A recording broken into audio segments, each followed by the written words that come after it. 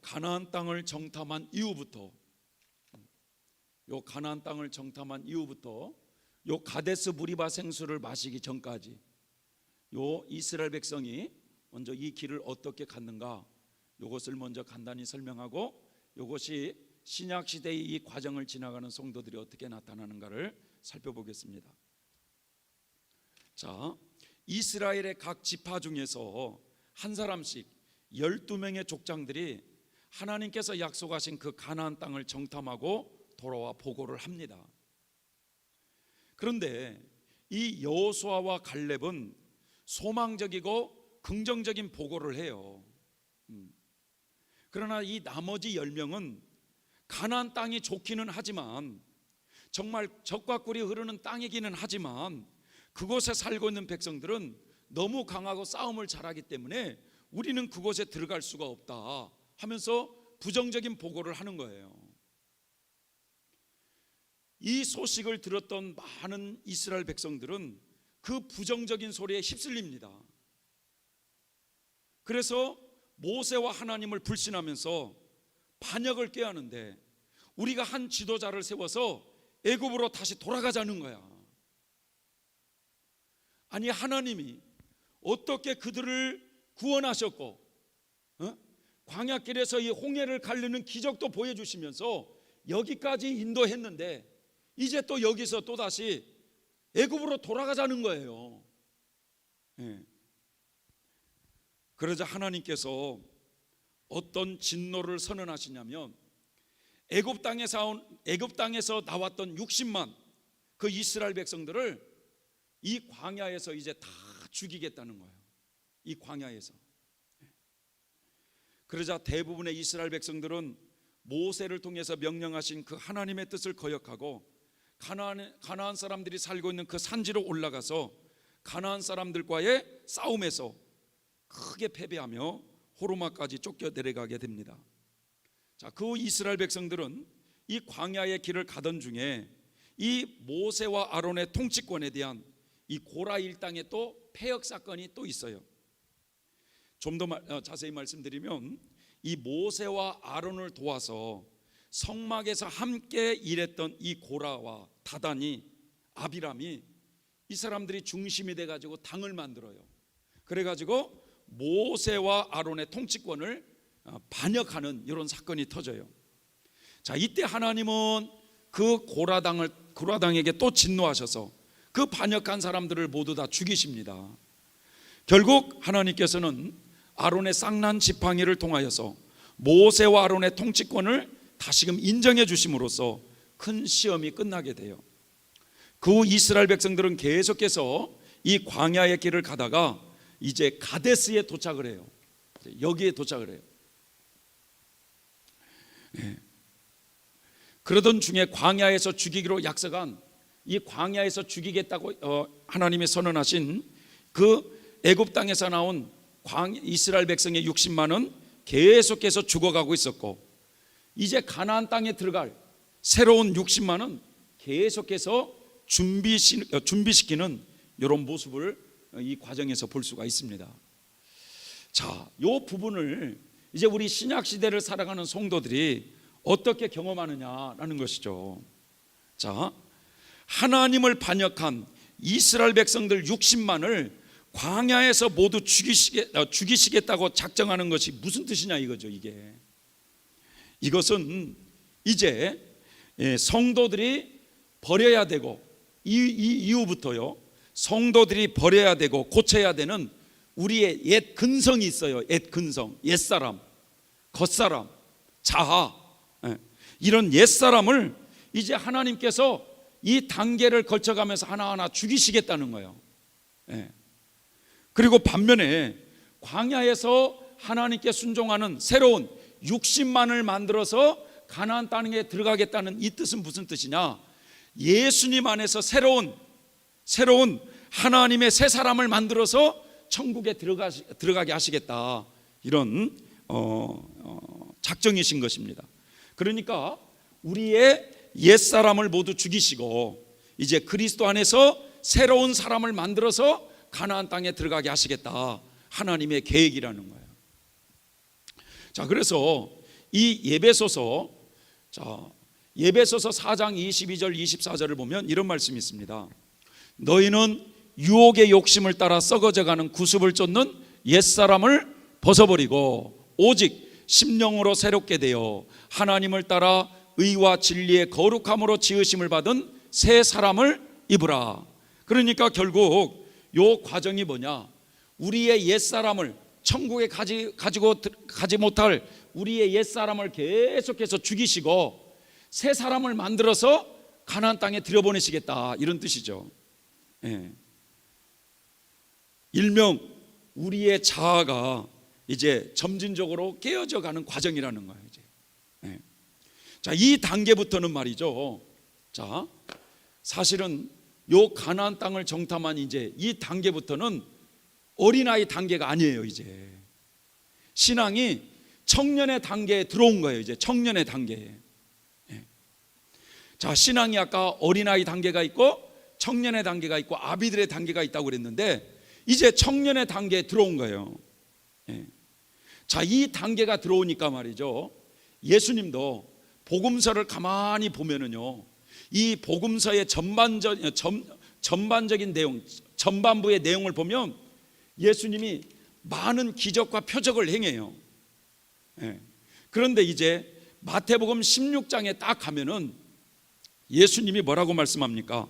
아무든지 나를 따라오려거든 자기를 부인하고 자기 십자가를 지고 나를 따르라 라는 말씀을 하고 있어요.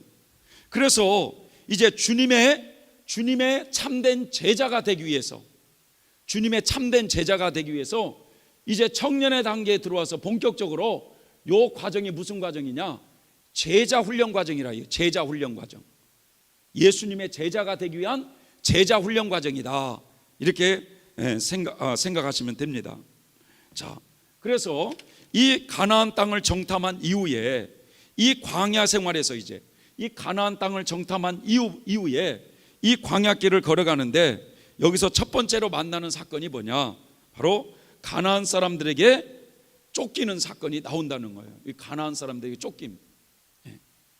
이 모형적인 진리를 보면은요, 자, 이 가나안 땅을 정탐하고 돌아와서 우리는 그 땅에 들어갈 수 없다라고 하나님을 불신하고 반역했던 그 이스라엘 백성들이 하나님이 다 죽이시겠다고 하니까 이제 그 말에 놀래가지고 슬퍼하면서 가나안 산지로 막 올라가는 거야. 그럼 가겠다고. 가나안 산지로 올라가다가 모세는 가지 말라, 하나님이 너희와 함께 하지 않으니 가지 말라, 그러니까 아니라 우리는 가야 된다 하면서 가다가 이 가나안 산지로 올라가서 가나안 사람들에게 크게 패하는, 그래서 호르마까지 쫓겨가는 이런 경험을 하게 되는데 이것이 바로 뭐냐? 이것은 성도들이 이 과정에서 마귀에게 크게 패배하는, 그러면서 마귀에게 쫓기는 이런 과정을 지난다는 거예요. 마귀에게 패배한다는 의미가 뭘까요? 영적 싸움에서 크게 실패한다, 이런 뜻이죠. 이 과정을 통과할 때 성도들은 마귀의 역사로 일어나는 이런 거칠고 산한 환경들을 통해서 자기 중심의 그 옛사람, 그 육적 행실을 본격적으로 깨뜨리시는 하나님이셔요. 그래서 이 과정을 통과하는 기간도요, 성도들의 성격에 따라서 일정하지는 않지만 요 가나안 사람들에게 쫓기는 요 과정이 어떤 사람에게는 짧게는 6개월, 어떤 사람에게는 1년 반까지 가요. 요 과정이 이게 마귀에게 크게 패하는 굉장히 큰 어려움을 당하는 과정이죠. 자, 이 부분을 말이죠, 철로역정을 보면은 참 이해하기가 쉽게 되어 있어요. 이 철로역정에 보면은 이제 이 기독도가 십자가 언덕에서 이 등짐이 떨어지는 큰 체험을 하고 이 십자가 언덕을 내려와요. 근데 이 십자가 언덕을 내려오는데 요만쯤에 세 사람이 여기서 잠을 자고 있어요.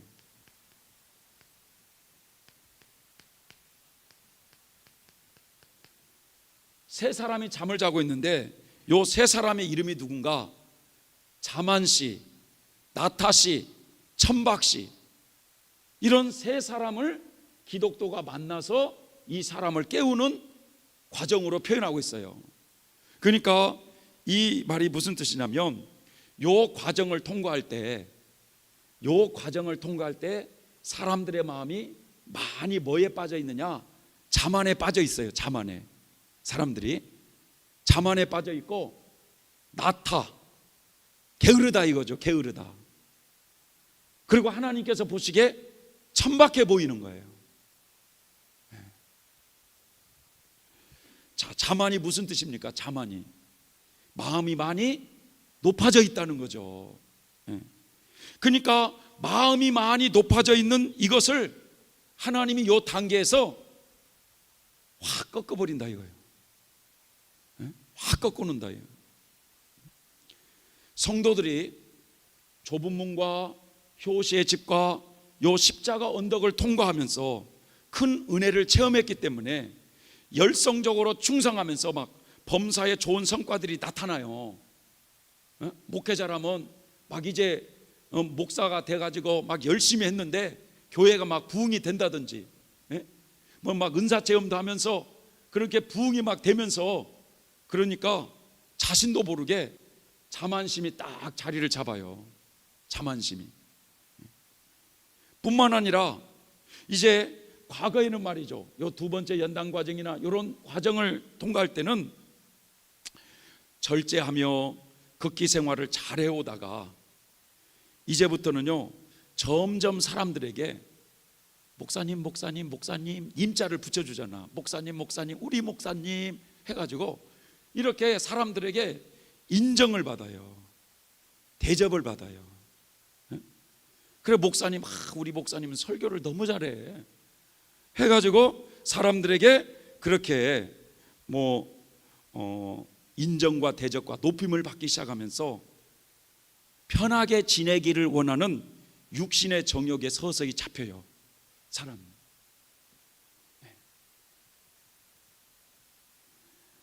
그래서 영적인 게으름에 빠지는 거죠. 태만에 빠진다는 거예요. 태만에. 그때 하나님께서는 이 큰 시험을 당하게 하셔서 실패의 쓴 잔을 마시게 하기 때문에 사람이 천박해 보이는 거예요. 자, 자세히 이 부분을 좀 설명하자면 성도들이 신의 산에 하나님을 만나는 체험을 했어요. 말씀이 풍성하게 그에게 더 채워졌어요. 그리고 가나안 땅을 정탐하는 이런 신비 체험을 통해서 내적으로도 죄의 짐이 일시적으로 떨어지는 이런 영적인 체험을 하게 되면서 성령 충만함 속에서 큰 은혜를 받게 되니까 그 은혜의 힘으로 열심히 달려가요. 그 은혜의 힘으로. 자, 열심히 달려가다가 성도가 말이죠, 이제 사람들에게 어느 정도 칭찬과 또 인정도 받고 대접도 받으면서 계획하는 일들이 잘 되어져 가는 거예요. 그러니까 이때 교회가 막 부흥되기도 하고 사람들에게 인정받기도 하고 목회 잘한다고 하면서 말이죠, 그러면서 자신도 모르게 마음이 높아져요. 그러면서 사람들에게 인정을 받으면서 육적 생활에 빠집니다. 육적 생활에. 과거에 연단을 받을 때는 정과 욕을 십자가에 못 박아가면서 그렇게 절제하며 살던 사람이 이게 풀어져. 그래서 그런 절제의 모습이 무너지기도 하고, 또 남녀간의 애정을 철저하게 절제하면서 살던 사람이 이게 말이죠, 남녀간의 애정에 빠지기도 하고, 물욕이나 명예욕 같은 육적 생활에 빠지기도 하고, 그래서 어느 정도 두고 보시다가 하나님께서 안 되겠다 싶을 때 그 영혼을 깨우기 위해서 마귀의 시험을 허락하시는 거예요. 마귀의 시험을. 그때 마귀에게 크게 패한다 이거죠. 이때. 그래서 이 목회자의 경우 같은 경우는 이 가나안 사람들에게 쫓기는 요 과정을 지나갈 때 목회자의 육적인 부도덕한 행실이 막 드러나는 거예요. 부도덕한 행실이. 그래서 교회 성도들이 시험에 빠지기도 하고, 성도들은 교회를 떠나가기도 하고, 목회자에게 실망하면서 한동안 교회가 막 어려움에 당하는 이런 과정을 지나가기도 합니다. 또 어느 목회자의 경우는 남녀 간의 애정에 빠져가지고 주변 사람들에게 큰 창피를 당하면서 큰 어려움을 당하는 그런 사람들도 있어요.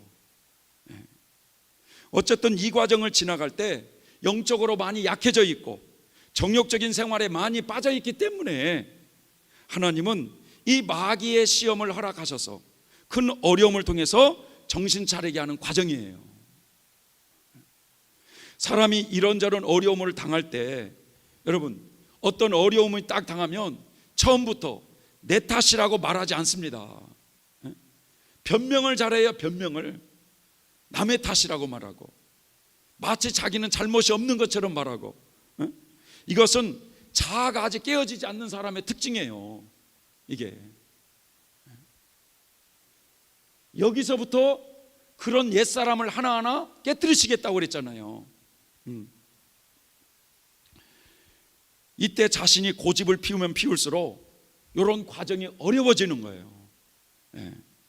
그래서 이 단계부터는 이제 어떤 마음의 자세를 가져야 되느냐, 어떤 어려움이 이제 딱 나에게 이제 다가오잖아요. 그러면 먼저 자신을 반성하는 훈련을 잘해야 되는 거예요. 이제 자신을 반성해 봐요. 자신을 돌아보라는 거지. 왜 나에게 이런 어려움이 왔는지. 그러면서 빨리빨리 자신의 부족함을 회개하면서 돌이킬 줄을 잘해야 되는 거예요. 돌이키는 걸. 어떤 어려움이 왔을 때 먼저 자신을 돌아보는 훈련은 아주 중요합니다, 여러분. 이게 그래서 적극적으로 자신의 부족함을 반성하면서 회개할 것은 회개하면서 자신의 부족함을 고쳐가면서 바짝 하나님 앞에 엎드리면서 도와달라고 했을 때 시험이 빨리 끝날 수 있어요. 그래서 이 단계에서부터는 이제 사람과의 관계에서 생기는 여러 가지 오해들, 어려움들이 있잖아요. 그런데 상대방이 95%를 잘못했어. 내가 5%를 잘못했어. 그러면 하나님은 말이죠, 내가 손 내미는 사람이 되기를 원하고 있더라는 거예요. 하나님은 그걸 원하세요. 자기는 별 잘못이 없다고 말하는 사람, 합리화를 잘하는 사람, 상대방이 문제라고 말하는 사람은 이 자기를 보는 훈련이 잘 안 돼서 그래요. 그러니까 어느 여자 전도사님이 이제 교회에서 이제 전도사 직분을 이제 감당하다 보니까, 그런데 남편은 예수님을 믿지 않아요. 근데 한 번은 이 전도사님이 이제 사역을 감당하니까 그래도 영적으로 좀 채우고 싶고 충만한 은혜를 좀 받고 싶어 가지고 그런 은혜 받는 장소에 며칠을 갔다가 이제 온 거예요. 그런데 그 믿지 않는 남편의 입장에서 봤을 때 그 부인이 며칠씩 집을 비우고 어디를 가면 그 믿지 않는 남편이 좋아할 남편이 누가 있겠습니까? 그래가지고 부인이 은혜 받고 왔는데 오자마자 말이죠, 이 부인을 막 때려가지고 이 부인이 얼굴에 멍이 들었어요. 그런데 이제 이 전도사님이라서 주일날 교회는 안 갈 수 없고 그래가지고 막 분도 바르고 계란으로 막 문지르기도 하고 해가지고 교회를 갔는데 의자에 딱 앉아가지고 눈을 딱 감으니까 이 남편에 대한 분노가 확 올라오는 거야. 하나님, 내가 정말 이 하나님 때문에 지금 참고 사는 거지, 내가 하나님 안 했으면 진짜 끝났습니다 막 하면서 막 이제 그런 마음을 막 품은 거죠. 그런데 하나님께서는요, 막 하나님께 따지듯이 막 그렇게 기도를 하는데 하나님이 갑자기 그러더래요. 네가 잘못했느니라. 네가 잘못해서 그랬느니라. 남편이 엄청나게 잘못한 것은 사실인데, 그런데도 하나님은 네가 잘못했느니라 그러더라는 거예요. 그러니까 이분이 울면서 난 그럴 수 없습니다. 내가 무엇을 잘못했습니까? 막 따듯이 하나님께 그러더래요. 그러니까 하나님은 계속해서 네가 잘못했다. 네가 먼저 용서를 빌어라. 그러시더래요. 그러니까 집에 돌아와 가지고 보니까 남편이 잠을 자고 있더래요. 그래가지고 그 남편이 잠을 자고 있는 그 옆에서 그냥 속상해서 막 울었다는 거예요. 그러니까 이 남편이 갑자기 잠을 자고 있다가 왜 울어? 해가지고 그러니까 부인이 막 내가 잘못해서 그러니까 이 남편이 무슨 소리야, 내가 잘못했지 그러면서 남편이 잘못했다고 용서를 구했대요. 그래요. 자, 하나님께서 이 단계에서 사람 속에 있는 우리의 이 자아를 깨뜨리기 위한 하나님의 섭리가 있기 때문에, 자, 어떤 문제가 발생했을 때 내가 먼저 손 내미는 사람이 되기를 하나님은 원하시더라는 거야. 그래서 내가 먼저 손을 잘 빨리빨리 내미는 사람이 이 단계부터 자아가 빨리빨리 깨지더라 이거지. 이제 자아가. 그러니까 이 단계부터는 이제 말이죠, 어린아이 단계가 아니거든요. 그래서 하나님은 이제 상대방의 부족한 모습을 지적하지 못하게 하시고, 내가 잘못한 것만을 용서를 빌기를 원하셔요. 그래서 이제 이 단계부터는 남의 눈 속에 있는 그 티를 지적하기보다는 내 속에 있는 들보를 보는 훈련을 하라는 거죠. 내 속에 들보가 있다. 어떤 어려움이 생기고 성도 간의 갈등이 생기기 시작하면 남의 탓이라게 하기보다는 내 자신이 하나님 앞에 바로 살지 못해서 그래서 그랬다고 회개하고, 자신의 사랑이 부족하고 겸손이 부족하고 좀 더 남에게 덕이 부족했던 것을 자꾸만 회개를 하라는 거예요. 이것이 뭐냐? 이것이 자기 부인이라는 거예요. 자기 부인. 누구든지 나를 따라오려거든 자기를 부인하고 십자가를 지고 나를 따르라. 그래야 우리의 옛사람이 하나하나 벗겨지고 그리스도 안에서 새 사람으로 조금씩 변화되어 가는 거예요. 이 과정은 우리의 옛사람을 벗기는 과정이라는 겁니다. 우리의 내면에, 여기를 보면은 자, 진덕명화의 길이라고 그랬잖아요. 진덕명화의 길. 덕이 진보되고 빛이 더 밝아지는 단계다. 이게 우리 내면에 하나님의 빛이 더 밝게 조명하면서 우리를 더 성화의 길로 이끌어가는 과정이다라는 것입니다. 사실 예수님을 믿고 말이죠, 주님에 대한 이 첫사랑이 뜨거워져 가지고 막 열심히 달려가는 이런 어린 성도들에게는요, 자신의 부족함을 잘 드러내질 않아요. 하나님이. 신앙생활이라고 하는 것이 좁은 길이다, 자기를 죽이는 길이다, 이런 생각이 전혀 들게 하지 않아요. 여기서는 너무 뜨겁다 보니까 너무 신앙생활이 막 좋은 거야. 은혜롭고. 그래서 여기까지는 아직 어린아이 단계에서는 우리의 제된 본성을 하나님이 비춰주지를 않는다는 거예요. 왜? 신앙이 아직 어리니까. 그러나 이제 신앙이 점점 자라서 어린아이의 단계를 벗어나서 어느 정도 신앙이 자라서 청년의 단계에 이르가지고 주 없이 살 수 없네 라고 하는 신앙의 고백의 정도, 어느 정도 이르는 이런 사람들에게 이제 본격적으로 하나님은 십자가의 길로 인도하시기 시작한다는 거죠. 좁은 길로 인도하다는 이거예요. 좁은 길로.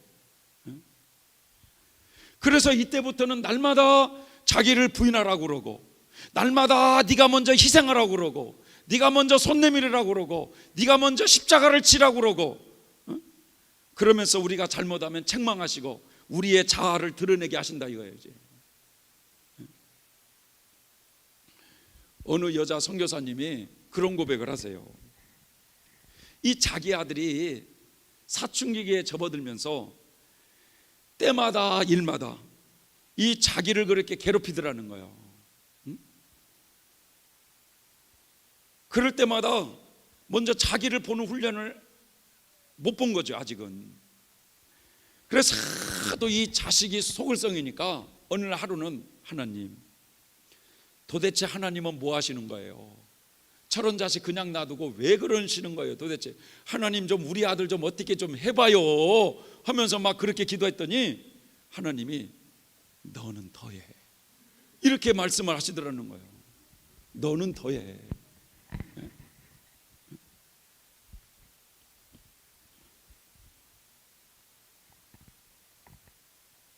그래가지고 이분이 그 사건을 통해서 말이죠, 항상 어떤 생각을 했느냐, 뭐 남의 단점이나 부족한 사람이 보이면, 부족한 모습이 보이면 저는 더한 사람입니다, 저는 더한 사람입니다, 이렇게 고백하기 시작했다는 거예요.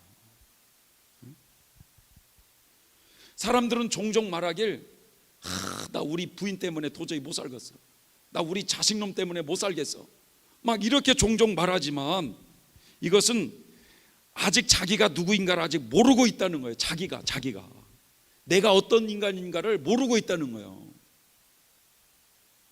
내가 변화되지 않아서, 나한테서 주님을 발견할 수 없어 가지고 그런 것이라고 회개하며 눈물을 흘리지는 못하고 있더라는 거예요.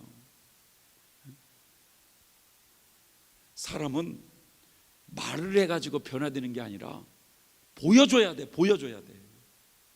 행동으로 보여줘야 되는 거예요. 그러니까 이제 이때부터는 주님께서 우리에게 요구하시는 기도도 뭐냐, 그 전까지는 맨날 뭘 달라는 기도. 그런데 이제는 이 청년의 단계에 들어올 때는 이제는 기도를 해도 말이죠, 하나님 왜 이렇게 안 죽으는지 모르겠어요, 저 좀 죽여주세요, 왜 이렇게 안 변한지 모르겠어요 하면서 맨날 뭐 죽여달라는 기도예요. 죽여달라는 기도.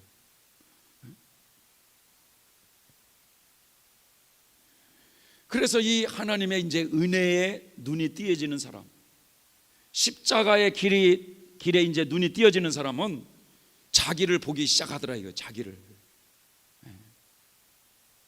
그래서 좀 더 성화의 길로 쭉 가다 보면 이제 어떤 생각이 드냐, 어떤 사람이 나를 너무 힘들게 하고 괴롭힌다. 그럴 때 이제 어떤 생각이 드냐, 저 사람이 나의 성화를 위해서 지금도 저렇게 수고하고 있구나, 이렇게 생각이 드는 거예요. 여기서는 하나님 저런 웬수 같은 저런 인간 안 데려가세요? 그러다가 자기를 보는 이런 신앙으로 점점 깊어져 가면 나의 성화를 위해서 저 사람이 저렇게 수고하고 있구나, 이렇게 변하더라는 겁니다. 여러분,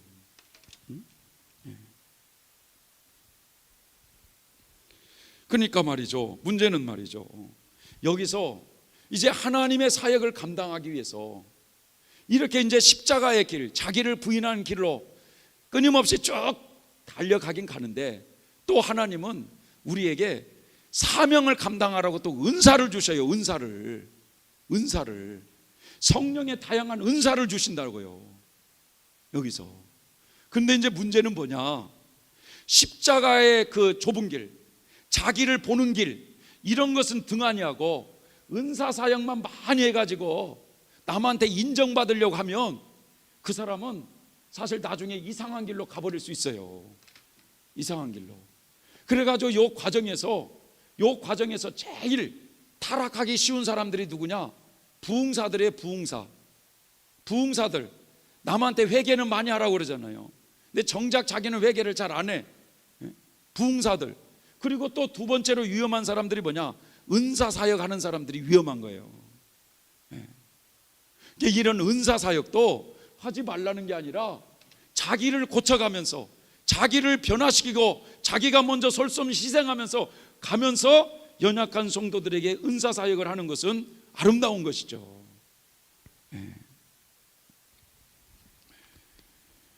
여러분, 그래서 하나님께서는 이 고라의 폐역 과정이 전에 여기서부터 집중적으로 이제 우리 자아를 깨뜨려 가시면서 먼저 내가 손 내미는 사람이 되기를 원하고 계시더라.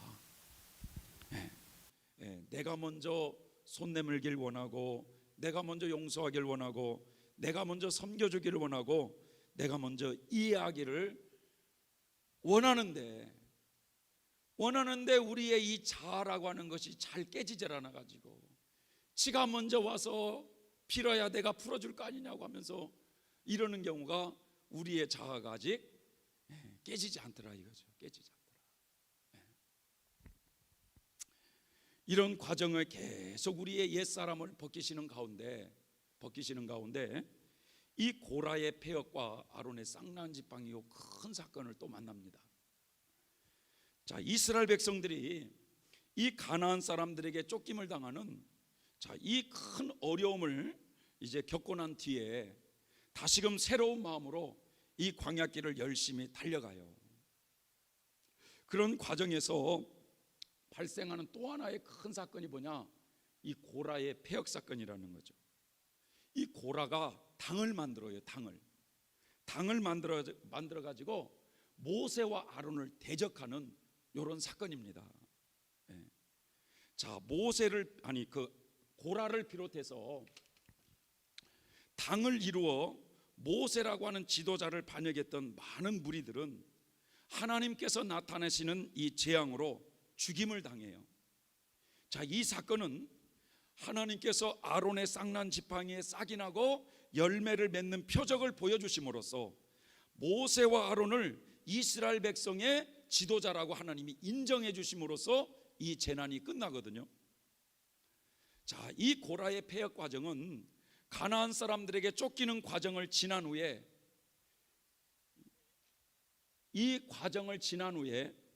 수년 또는 수십 년 후에 수년 내지 수십 년 후에 나타나는 사건이에요. 그런데 이 고라의 폐역 과정이요 얼마나 참 우리의 자존심이 많이 뭉개지는지 요 세 번째 연단 과정의 축소판이다 이런 말을 하고 있어요. 세 번째 연단에서 받아야 될 그 부분의 축소판이 고라의 폐역이다 이런 표현을 쓰고 있어요. 그만큼 말이죠 이 큰 시험을 통해서 우리의 자아들도 많이 깨진다 이거죠. 이 과정에서.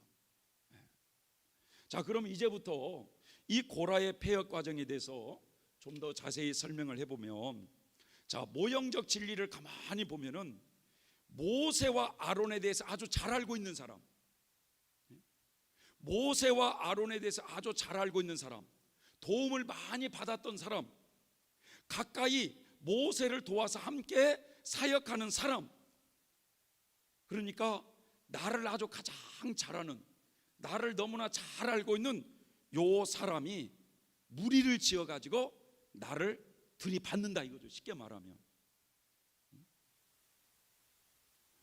고라가 어떤 사람이냐, 레위인으로서 하나님의 성전에서 모세와 아론을 함께 도와서 봉사했던 사람이었어요. 레위인이었어요. 레위인. 그러니까 함께 동역을 같이 하는 사람 중에서 예리하게 비판을 잘하는 사람이 있어요. 그리고 유독이 교만한 사람이 있어요. 아집이나 질투가 강한 사람이 있어요. 여러분, 이런 사람을 도구로 사용한다는 하나님이. 그러니까 이런 사람을 도구로 해가지고 나의 과거의 잘못이나 어두운 행실들을 막 폭로하는 거예요. 막. 그러면서 막 비난의 말을 막 하고 다니는 거예요. 막.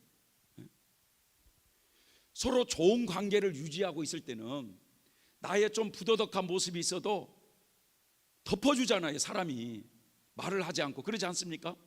그런데 이제 관계가 악화되다 보니까 항상 사람이 여기서 한 단계 넘어가면 플러스 알파가 돼서 뻥튀기를 해. 뻥튀기를. 그래가지고 아주 그 사람 아주 나쁜 사람이다, 아주 못된 사람이다, 정죄하면서 비방을 많이 하는 거예요. 그러면 여러분, 누가 말이죠, 어떤 사람이, 그 사람의 특징이 뭐냐, 아주 교만해. 그 사람이 혈기도 강해, 질투도 강해. 이런 사람이 여러 사람의 당을 만들어 가지고 나에 대해서 집중적으로 막 비방하고 다니고 잘못됐다고 막 하고, 그러면 우리가 그런 소리를 들을 때 소화가 잘 될까요? 안 될까요? 자아가 깨진 사람은 하나님 너무 감사해요. 저 사람을 통해서 나를 성화시켜 가니까 너무 감사해요. 저 사람 축복해 주세요. 이렇게 하면은 암 걸릴 이유도 없는데, 거기에 스트레스를 받아가지고 소화가 안 되고 자다가 깨다가도 뭐시 하면서 나한테 그럴 수 있어 하면서 막 스트레스를 받고 이러거든요. 사람이 왜 저 사람은 그렇게 나를 그렇게 비방해서 못 잡아먹어서 하니까, 이런 고통을 많이 당해요, 사람이. 자, 그래서 그런 이제 과정을 이렇게 겪으면서 자신의 부족한 모습을 돌아보게 돼요. 왜 저 사람이 저렇게, 저 사람들이 나에게 그럴까? 그러면서 내가 부족해서 그렇구나, 내 탓이구나 라고 고백을 하게 된다는 거죠. 믿었던 사람에게 배신을 당한다든지, 여러분 계속해서 누가 막 사람들이 비난을 당할 때 얼마나 우리가 괴롭고 상처를 받습니까? 근데 그것 때문에 고민하고 괴로워하다가 자신이 아집적으로 붙잡고 합리화했던 것들을, 정당화했던 것들을 내려놓고 말이죠, 회개하면서 하나님 제 탓입니다, 저를 고치기 위해서 일어난 이 사건입니다 라고 고백하면서 이 자기의 부끄러움을 철저히 회개하는 가운데 이런 과정을 지나가게 되어 있다는 거예요. 이게. 근데 사람들은 말이죠, 어떤 어려운 사건이 딱 발생하면 심리적으로 먼저 남의 탓을 하게 되어 있어요. 남의 탓을. 누구 때문에 내가 지금 이런 고통을 당하고 있다, 어떤 단체 때문에 내가 지금 이런 고통을 당하고 있는 거다고, 어느 교회 때문에 내가 지금 이런 고통을 당하고 있는 거라고 하면서 자꾸 남 얘기를 하는 거예요. 남 탓만. 그런데 이 자신의 이 아집이나 고집이 강할수록 이게 남 탓을 많이 하는 거예요. 이런 경험을 통해서 이제 하나하나 그 강박했던 우리의 그 자아들을 하나하나 깨뜨리시면서 자기애를 부인하는 삶이 뭔지, 십자가를 진다고 하는 것이 뭔지, 희생한다고 하는 것이 뭔지, 이걸 경험을 시켜야 될 거 아니겠습니까? 하나님이. 자, 원수를 사랑하라. 원수를 사랑하라는 말씀이 있으면 원수가 있어야 사랑을 할 거 아니에요. 사랑하는 훈련을 할 거 아닙니까? 원수가 있어야. 오른밤 뺨을 때리면 왼밤도 돌려대라. 때리는 사람이 있어야 돌려야 될 거 아니겠어요? 겉옷을 달라고 하는 사람까지 속옷을 주라. 뭐 사랑은 자기 유익을 굳지 않고, 뭐 물에 행치 않고, 성내지 않고, 자, 이런 빗댄 말씀들을 자신의 생활 구석구석까지 이렇게 비춰보면서 부족한 점을 회개하면서 잘못된 생활을 고쳐가게 되는 거죠. 이게 머리로 알고 있던 이제 이 하나님의 말씀이 이 가슴으로 내려와 가지고 생활 속에서 실천하면서 살아있는 하나님의 말씀이 이제 산 지식이 되어서 실제적인 우리의 양심이 밝아지고 점점 덕이 진보되면서 양심의 빛이 더 밝아져서 성화의 길로 이끄시는 하나님이십니다. 그래서 이와 같이 하나님께서는 이 고라의 폐역이라고 하는 이 강도 높은 시험을 통해서 성도들의 육적인 생활을 깨우게 하시고, 그러면서 아집적으로 붙들고 있던 소유를 내려놓게 하는 영적 훈련을 시키신다는 거예요. 그러니까 한마디로 말해서요, 좀 더 큰 사람이 되어서 많은 사람을 품을 수 있는 그릇으로 준비하기 위해서 거쳐가는 과정이에요. 그런데 이제 중요한 것은 뭐냐, 이 고라의 폐역 과정이라는 이런 과정을 지나갈 때 문제는 말이죠, 내가요, 내 자신이 고라당이 되어서는 손해본다는 거예요. 고라당이 돼서는 하나님께서 모세와 아론을 반역하기 위해서 고라당을 허락하셨지만, 그래서 모세와 아론은 많은 어려움 속에서 그 과정을 지나가지만, 이 고라당이 된 사람들은 하나님이 진노해서 땅이 갈라지게 해서 다 수장했잖아요. 그러니까 내가 이런 성장해 가는 과정에서 고라당으로, 악의 도구로 쓰임받지 말라는 거죠. 네?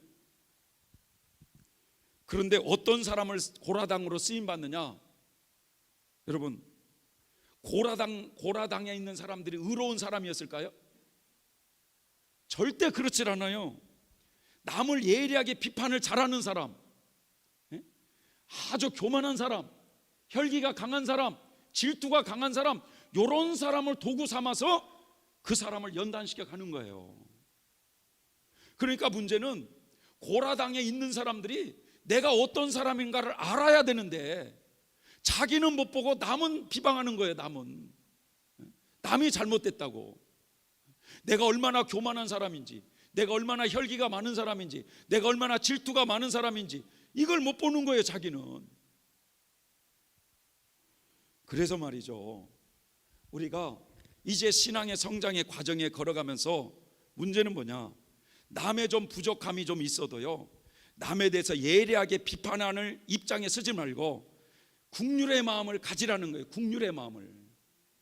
그래서 뭐냐, 나도 저럴 수가 있다, 나도 저 사람보다 더하다, 자꾸 저 사람의 부족한 모습이면 저 모습이 내 모습이네 하면서 이것을 자기를 보는 훈련을 해야만 되는 거예요.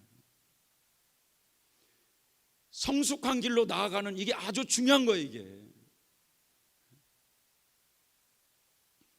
그런데 혈기가 강하고 아집이 강하고 고집이 강하다든지 질투가 강한 사람일수록 자신을 못 보는 거예요, 자신을. 남은 또 예리하게 또 잘 봐요.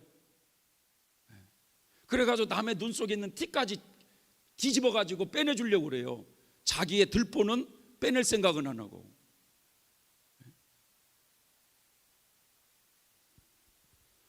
여러분, 그래서 그 선교사님이 그러잖아요. 그 사건을 통해서 하나님의 음성이 너는 더해. 나는 요 경험을 통해서 언제나 이제는 자기를 보는 훈련을 하기 시작했다고 그러잖아요. 어떤 사건이 터질 때는 하나님, 저는 더한 사람입니다. 자, 이 고라의 폐역 과정도요, 짧게는 6개월, 길게는 1년 반, 2년 이렇게 가는 거예요. 그러니 여러분, 1년 반 동안, 2개월, 2년 동안 계속 사람들에게 비방을 당하고 막 고난을 당할 때 얼마나 이 마음이 쓰라리겠어요. 이러면서 우리의 그런 아집적으로 붙잡고 있던 소유가 내려지면서 자아가 깨지는 거예요. 자아가. 그러니까 결국을 맞이죠. 결국은 우리가 성숙되어 간다고 하는 그 모습을 가만히 보면은요, 자신이 희생 없이는 성숙이 안 돼요. 자기를 부인하는, 누가 나를 비방해도 대항하지 않고 그것을 잘 참아받음, 이런 아픔이 없으면 성숙이 안 되더라 이거예요. 그러니까 사람이 성숙되어 가려면 산전수전, 공중전, 해상전 뭐 다 겪어봐야 되는 거예요, 이게. 자, 이 고라의 폐역 과정을 다 통과한 성도들에게 나타나는 아론의 쌍난 지팡이 체험은 어떻게 나타나느냐. 자, 모형적 진리를 보니까 하나님께서 이스라엘 백성들 앞에서 모세와 아론의 권위를 높여주잖아요. 그러니까 이제 그 고라당을 다 하나님이 진멸하시고 그 모세와 아론을 내가 쓰는 종이다 하면서 그 사람을 높여주듯이 그 시련의 과정이 딱 지나고 나면 성도들에게 다시금 그 영적 권위를 높여주신다 이거예요. 높여주신다. 이게 바로 낮아지면 높여주시는 원리예요. 그래서 이 아론의 쌍난 지팡이 과정을 통해서 영적 생활이 더 새로워지고 권위가 높아지며 자신의 사명을 향해서 힘찬 발걸음으로 정진하게 되는 것입니다. 자, 이 가나안 땅을 정탐한 이후부터 요 세 번째 연단 과정, 여기까지는요, 결국 우리 안에서 죽이기로 작정하신 우리의 옛사람 육신만을 다 죽이시겠다는 거예요. 하나님이 우리의 옛사람을, 우리의 자아를 다 깨트리시겠다 이거죠. 그래서 항상 이 과정이 어떤 과정이냐, 나를 죽이는 과정이구나 결국. 그래서 결국 신앙생활이라고 하는 것은 내가 죽어야 되는구나. 내가 죽어야. 목사가 죽어야 되는구나.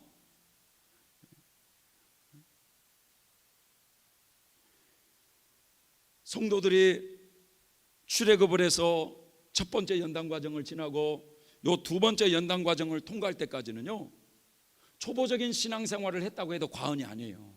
초보적인 신앙생활. 그러나 이제 두 번째 연단 과정이 끝나고 여기서 은혜 받고 신학교를 들어가서 신학교 4년, 신대원 3년, 2년 이런 과정을 지나고 전도사가 되고 목사가 되고 어느 정도의 10년이라고 하는 이런 과정을 통해서 교역자가 되어서 이런 과정에서 계속해서 말씀으로 채워지면서 하나님의 사명을 감당하다가 이제 본격적으로 이 청년의 단계에 들어오면서 하나님의 사역을 하면서 결국은 좁은 십자가의 길을 갈아야 된다는 거지.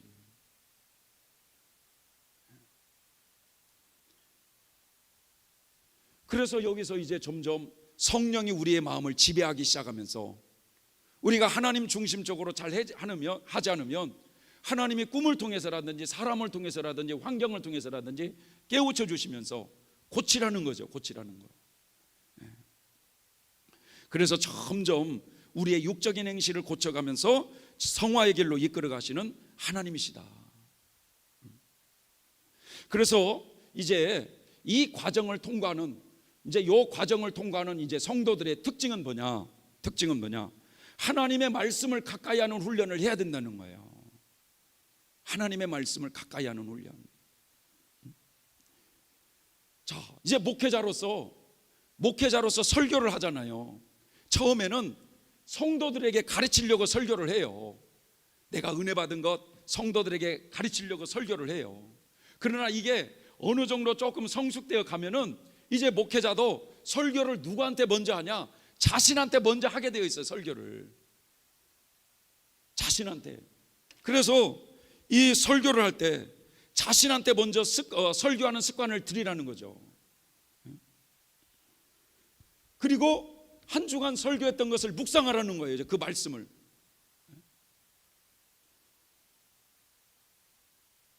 그런데 일이 바쁘다는 핑계로 말씀을 게을리하고 기도 생활을 좀 게을리하면요, 이 영적인 양식을 채우지 못하기 때문에 여러분, 속이 말이죠, 밥을 안 먹어서 속이 허한 게 아니라 그 영적인 양식을 채우지 않으니까 속이 허하기 시작하는 거예요. 그래서 이 단계부터는 성경을 주야로 묵상하면서 하나님을 가까이 해야 되는 거예요. 보세요, 이스라엘 백성들이 성막을 세우지 않습니까? 이제 성막을 세운 때부터는 이 성막이 움직이는 대로 따라갔어요. 이스라엘 백성들은 구름 기둥이 거기에 딱 머무르면 멈추라는 뜻으로 더 이상 가지 않고, 또 구름 기둥이 뜨면은 성막을 걷어가지고 그 구름 기둥을 향해서 나아갔단 말이죠. 하나님 중심적으로 이제 살아야 된다는 거예요. 이게 그래서 이제 성경을 주야로 이제 묵상하는 훈련을 해야 됩니다. 이게 이제 성화의 길로 가는 사람들의 필수예요. 필수. 하나님의 말씀을 가까이 해야 된다. 그리고 설교를 해도 내 자신에게 해야 하고, 한 주간의 그 말씀을 묵상하는 훈련을 하면서 자기를 자꾸 보는 훈련을 하라. 말씀과 기도 생활, 이 말씀과 기도 생활을 통해서 하나님과 관계가 더 깊어져 가야 되는 거예요. 어떤 사람은 이 말씀 목회자가 돼갖고 말씀과 기도는 뒤로 한 채 맨날 뭐 다른 일만 하면은 하나님 별로 기뻐하지 않아요.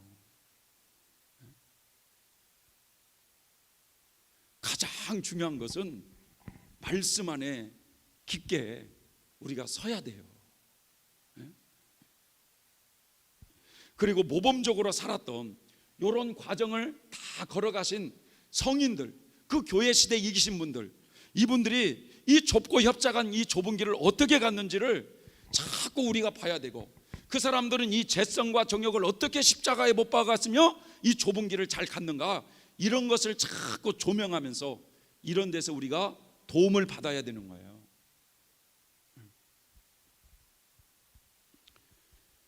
그래서 이 본의 아니게 말이죠, 여기서 이제 우리가 하나님의 사역을 하면서 직분이라고 하는 것을 받아요. 우리가 직분이라고 하는 거. 교회에서 물론 목사로서도 직분도 있지만 뭐 노예라든지 총회라든지 또 뭐 여러 가지 어떤 단체에서 본의 아니게 직분이라고 하는 것을 맡는다 이거죠. 네. 자, 그런데 이때 이런 직분을 받을 때 어떤 마음 자세를 가져야 되느냐? 예수님의 정신을 가져야 되는 거예요. 예수님의 정신. 예수님은 뭐라고 말씀하냐면 너희 중에 누가 높은 사람이 되고자 하는 자, 섬기는 사람이 되라고 말씀하고 있고, 으뜸이 되고자 하는 자가 있느냐? 종이 되어라고 말씀하고 있어요. 그 예수님도 뭐라고 하면 나는 섬김을 받으러 온 것이 아니라 섬기러 왔다고 말씀한 것처럼 결국은 그 직분을 받은 자는 섬김과 종의 자세를 가져야 된다는 거예요. 그런데 말이죠, 이 섬김과 종의 자세는 뒤로 한 채 어느 단체의 장이 딱 돼가지고 나름에게 막 시키는 일을 막 하는 거예요. 지시하는 일. 그러면 말이죠, 자기도 모르게 겸손이 서서히 없어지고 사라져가고 있다는 것만 알아야 돼요. 교만해져 가고 있구나 내가. 우리가 본의 아니게 덕이 부족해가지고 여기 이런 과정에서 하나님의 일을 한다 하면서도요, 이 주변 사람들에게 상처를 얼마나 많이 입히는지 몰라. 상처를. 그렇기 때문에 이 단계에서는 하나님의 일을 할 때 항상 이 조심성을 가지고 일을 해야 된다는 거예요. 하나님의 일을 한 후에도 반드시 자기를 돌아보는 훈련을 해서 내가 내 주장만 내세우는 것은 없었는지, 내가 교만하게 누구에게 지시한 것은 없었는지, 자꾸만 자신을 반성하면서 고칠 것은 고치고 끊을 것은 끊어가면서 자신의 그 위선적인 행실을 벗어야만 되는 거예요. 예수님이 뭐라고 말씀합니까? 나는 마음이 온유하고 겸손하니 너희는 내게 와서 배우라고 그랬어요. 이게 우리는 목사라는 직분을 받았지만, 물론 목사로서 가르치는 직분을 받았지만, 남에게 가르치려고 하는 이런 자세보다도 끊임없이 배우는 자세로 가야 돼요. 배우는 자세로. 그러니까 주님이 뭐라고 말씀하냐면 이 과정에서 선생이 되어서 남에게 가르치려고 하지 말고 항상 배우는 자세를 가지라고 말씀하고 있고, 그러면서 이 과정을 지나갈 때 우리가 적극적인 사랑 실천을 해야 됩니다. 적극적인 사랑 실천. 사람들은 말이죠, 사랑 실천을 해도 나에게 잘해주는 사람만 사랑 실천을 해요. 잘해주는 사람한테. 그런데 그런 걸 떠나서 하나님이 기뻐하시는 일이라면 내가 희생하면서 여기서는 적극적으로 사랑 실천을 하면서 가야 성화의 길을 가게 되어 있는 거예요. 그래야 좋은 사역자가 되는 거죠. 자, 이 과정에서 하나님은 우리의 자아를 깨뜨려가기 위해서 숨바꼭질 경험을 하신다는 거예요. 주님과의 숨바꼭질 경험. 성도들은 가나안 정탐 이후부터 본격적으로 자아가 깨어지는 훈련을 받게 되는데, 이 자아가 깨어질 때마다 필수적으로 경험하는 것이 뭐냐? 숨바꼭질 경험이라는 거예요. 주님과의 숨바꼭질을 경험하면, 여러분 숨바꼭질이라는 게 뭐예요? 나타났다가도 숨었다가 주님과의 영적 관계를 이걸 경험시킨다 이거죠. 그래서 이 과정에서 주님과의 숨바꼭질 경험을 반복하게 하시는 이유는 뭐냐? 육적인 것과 영적인 것, 빛과 어둠을 구분하게 하시기 위한 거예요.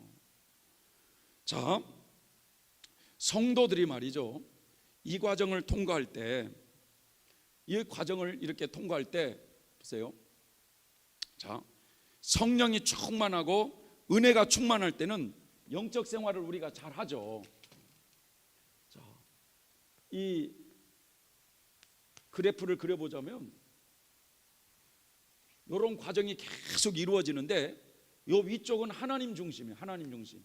이 아래쪽은 자기 중심. 그런데 하나님 중심적으로 열심히 기도도 하고 말씀도 충만히 보고 적극적인 사랑 실천을 하고 복음을 전하고 그러면 하나님이 더욱더 도와주셔가지고 풍성한 열매를 맺게 하더라 이거죠. 자, 그런데 문제는 우리가 이 광야길을 걸어가면서 맨날 성령 충만을 할 수 있느냐 이거야. 그렇지 않다는 거예요. 자, 성령이 충만할 때가 있는가 하면 또 육적으로 이렇게 빠질 때가 있어요. 육적으로 빠질 때. 자, 그래서 저 육적으로 빠질 때 정욕적인 생활에 빠진다는 거죠. 정욕적인 생활에. 그러면 이 정욕적인 생활에 빠진다는 것은 결국 우리가 그런 어둠에, 육적인 어둠에 빠지는 건데, 이럴 때 하나님은 침묵하시고 숨으신다는 거예요. 침묵하시고 숨으신다. 그런데 이새 특별히 말이죠, 뭐 사역을 하면서 뭐 구체적으로 막 여러 가지 우리가 막 순간순간 빠지지만 이성에 빠질 수도 있잖아요. 이성에, 남녀 간에 빠질 수도 있고, 또 물질에 빠질 수도 있고, 세상 명예에 빠질 수도 있어요. 그런데 하나님께서 침묵하고 계시다가 계속 이게 깊게 빠지면은요, 깊게 빠지면 안 되겠다 싶을 때 하나님이 마귀의 공격을 허락하신다 이거죠. 그래서 마귀의 공격을 딱 허락하시면 나타나는 게 뭐예요? 시험 풍파를 겪는 거예요. 자, 예를 들어서 내가 이성에 빠져서 깊이 빠져 있었다. 그러면 하나님은 두고 보시다가 정 안 되겠다 싶을 때 그것을 드러내게 하셔요. 내가 이성으로 빠진 것이 드러내게 하셔. 그러면은 마귀의 공격으로 시험 풍파를 받을 때 얼마나 어렵습니까? 이때 하나님께 버림을 받았다는 느낌을 강하게 받거든요. 그래서 이때 영적으로 실패의식을 느끼면서 뭐라고 써져 있습니까? 여기에 시작. 막다른 궁지에 빠져 하나님으로부터 버림을 받은 것으로 느끼면서 절망에 사로잡힌다. 그러니까 하나님이 마치 나를 버린 것처럼, 그러니까 하나님 한 번만 살려주십시오. 다시는 이런 제약에 빠지지 않겠습니다. 아주 절망적으로 하나님을 찾아요. 회개하면서 막 금식하면서. 그럴 때 하나님이 또 회개하고 깨달으면 나타나셔서, 그래서 모든 것이 자기 탓이라고 깨달으면서 회개하고 은혜가 충만하게 되면서 다시 주님이 나타나시고, 그러면서 그런 육적인 어둠을 하나님은 고치기를 원하시면서 주님과의 숨바꼭질을 계속해서 하게 하셔서 영적인 것과 육적인 것이 무엇인지를, 하나님이 기뻐하시는 것과 기뻐하지 않는 것이 무엇인지를 이 과정에서 깨우쳐 주셔서 우리를 점점 육적인 것을 멀리하며 영적인 하나님의 사람으로 변화시키는 과정이라는 거예요. 자, 그러면 이제 다양한 환경 속에서 우리의 자아들이 있어요. 우리의 자아들이. 근데 이 자아들을 성도들의 자아들을 깨뜨릴 때 하나님은 두 종류의 환경 속에서 우리를 깨뜨리시는데, 평탄한 환경 속에서 나타나는 자아가 있고요, 또 환경이 어려운 환경 속에서 나타나는 자아가 있어요. 그런 자아들을 우리를 이제 깨뜨리시는 하나님이신데, 자, 먼저 날씨 때문에 나타나는 자아들이 있어요. 날씨가 너무 더울 때 사람은 짜증나기가 쉽잖아요. 장마철에 습도가 높아질 때 사람은 굉장히 힘들거든요. 또 날씨가 너무 추울 때, 너무 추운데 난방도 하나도 안 틀어주면 사람이 짜증나기가 쉬워요. 그런데 이럴 때 춥다고 덥다고 원망 불평이 터져 나오는 것이 뭐냐? 이게 자아라는 거예요. 자아. 그러니까 이스라엘 백성들이 이 광야길을 걸어가면서 물이 없으면 물이 없다고 원망하고, 먹을 것이 없으면 먹을 것이 없다고 원망하고, 이 원망하고 불평하는 모습이 뭐냐? 자아가 깨지지 않는 자아. 분도라브루 성인이라고 하는 그분은요, 이 추운 겨울에 날씨가 너무 추우니까 이 모닥불을 피워서 좀 따뜻하게 몸을 녹이는데, 아니 갑자기 어디서 저쪽에서 어떤 한 거린이 추우니까 그 불빛을 향해서 오더라는 거예요.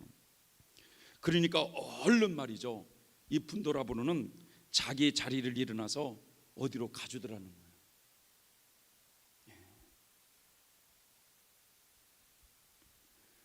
그러니까 자아가 많이 깨어진 사람들의 특징은 뭐냐? 남을 배려를 잘해요. 남을.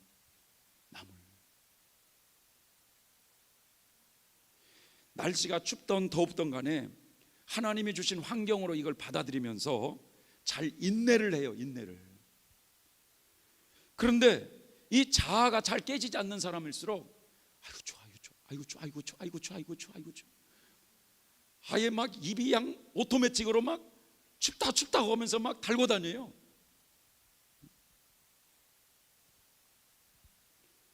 조금만 힘들어도 어렵다고 그러고 불평하고 짜증내는 거, 이게 자아거든요. 자아. 그러니까 이런 날씨 속에서 나타나는 우리의 자아들을 깨뜨려 가시는 하나님이세요. 세상 유행에 따라서 나타난 자아들도 있어요. 여러분, 남이 좋은 차를 구입하면 자기도 좋은 차를 사고 싶잖아요. 남이 좋은 집을 사면은 나도 좋은 집을 사고 싶어 하잖아요. 그런데 그런 환경이 따라주지 못할 때 원망하고 불평하고 짜증내고, 이런 것들이 뭐냐? 깨어져야 될 자아들이라는 거예요. 자아들.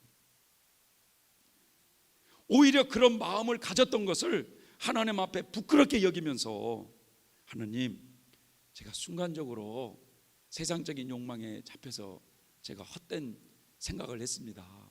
하나님 용서해 주시고 다음번에는 누가 뭘 사도 하나님 감사합니다, 없어서 감사합니다 하면서 그런 거에 지배받지 않게 해달라고, 내가 이 세상 것을 이렇게 마음에 뺏겨 가지고 하나님 용서해 주세요, 이렇게 해야 자아가 빨리빨리 깨지는 거예요. 그런데 말이죠, 이런 것을 잘 원리를 모르면 세상 것을 가지고 막 자랑하는 사람이 있어요. 우리 자식이 어떤 곳에 취직을 했다, 이번에 돈을 얼마를 벌었다, 뭐 돈 자랑, 자식 자랑, 집 자랑, 뭐 교회 자랑, 막 자랑을 하는 사람이 있어요. 그런데 성경에는 그것이 허탄한 자랑이라는 걸 모르고 그냥 막 하는 거예요. 에레미야 9장을 보면 너희는 세상에 지혜가 있다고 자랑하지 말라, 돈이 있다고 돈을 자랑하지 말라, 권력이 있다고 권력을 자랑하지 말라, 자랑할 것은 이것으로 자랑할지니 나 여호와를 아는 것을 자랑하라고 말씀하고 있어요. 그러니까 우리는 좀 남에게 자랑을 해도 말이죠, 하나님이 나를 어떻게 구원하셨는가, 나 같은 죄인을 하나님이 어떻게 이렇게 변화시켜 갔는가, 이런 것을 자랑하기를 하나님은 기뻐하시는데, 세상 것을 가지고 자랑하는 것, 이러는 것은 이제 말이죠, 이런 자아를 깨뜨려가는 이런 과정에서 즉각 이것이 깨달아져야 된다는 거예요. 이게. 자, 또 음식을 먹을 때 나타나는 자아도 있어요. 음식을. 저도 그럴 때가 있어요. 여럿이 밥 먹으러 어디를 가자고 그러는데 어떤 사람은 짜장면을 먹으러 가재요. 근데 나는 짜장면이 먹기가 싫어가지고 그냥 팥죽 먹었으면 좋겠다 싶어가지고 나는 팥죽 먹으러 가자 이렇게 했는데, 자아가 덜 깨진 사람은 팥죽으로 핸들을 돌려버려요. 팥죽으로 핸들을 돌린다니까, 내가 먹고 싶은 곳으로. 그런데 나는 팥죽 먹고 싶은데 어떤 사람이 짜장면 먹으러 가자 그러면 그렇게 갑시다. 이게 순간 자기를 부인하는 거예요. 이게 순간. 목회자가 어디 신방 가가지고 말이죠, 목사님 오셨다고 하니까 음식을 그냥 잔뜩 그냥 권사님이 차려줬어. 그냥 그 음식을 먹으면서도 아이고 왜 권사님 왜 이렇게 음식을 잘하신디야, 좀 더 줘보세요. 고추장도 더 줘보시고 간장도 더 줘보시고 나중에 좀 싸주세요. 만약에 그렇게 하고 왔다 이거야. 그러면 한번 거기 신방을 갔다가 와서 자기를 한번 반성해 보라는 거지. 자기를 반성해 보면 성경에 그리스도의 향기를 풍기라는 말은 나오지만 어디 가서 밥 잘 먹었다고 육신의 냄새를 풍기고 오라고 말하는 적은 없거든. 그러니까 그런 것을 풍기고 온 것을 적어놔야 돼요. 하나님, 내가 아무개 집사님 집에 가가지고 그냥 주는 대로 잘 먹고 왔으면 좋은데 제가 더 싸달라고 했습니다. 앞으로는 절대 그런 일을 안 하겠습니다. 이런 걸 고치고 신방 가기 전에 그거 한번 입고 가야지. 고쳐야 되는데 안 고쳐지는 거예요, 이게. 근데 그런 것들이 육신의 냄새인지도 모르고 그냥 다니는 거니까, 자기 성찰이 깊이 안 되면 그런 것들이 고쳐지질 않으니까, 육적 자아들이 고쳐지질 않으니까 영적으로 더 깊어지질 못하는 거예요, 이게.